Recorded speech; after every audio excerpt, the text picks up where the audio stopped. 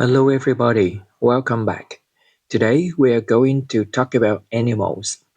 Now let's get started. Number 1, a dog person.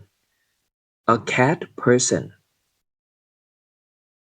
2, loyal companion. A loyal companion. 3, teach responsibility. Teach responsibility. 4, a diverse fauna. A diverse fauna. 5, endangered species. Endangered species. 6, conservation efforts. Conservation efforts. 7, natural habitat. Natural habitat. 8, forage for food. Forage for food. 9, be particularly drawn to somebody or something. Be particularly drawn to somebody or something. 10, be kept in captivity. To be kept in captivity. 11, captive breeding program. Captive breeding program. Number 12, play a vital role. Play a vital role. 13, sustain ecosystems. Sustain ecosystems. 4, roam freely. Roam freely. 15, be deeply moving. Deeply moving. Now, let's look at some questions for practice. 1. Are you a cat person or a dog person? Or do you prefer other domesticated pets? 2.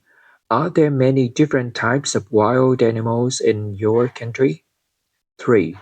Do you think cities are suitable environments for keeping large pets? 4.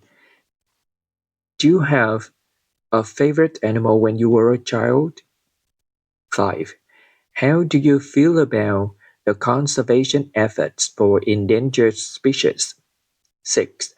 Do you like visiting the zoo or do you prefer to see animals in their natural habitat? Now let's look at some sample answers. Number 1. The question again. Are you a cat person or a dog person? Or do you prefer other domesticated pets? Answer. I'd say I'm more of a dog person. Dogs are loyal companions and teach a great deal of responsibility. Plus, they're always full of energy, which immediately evokes a sense of joy. 2. Are there many different types of wild animals in your country? Yes, quite a few. We have a diverse fauna, from monkeys to rare birds. Sadly, many are endangered species, so conservation efforts are becoming more and more crucial. 3. Do you think cities are suitable environments for keeping large pets? Not really.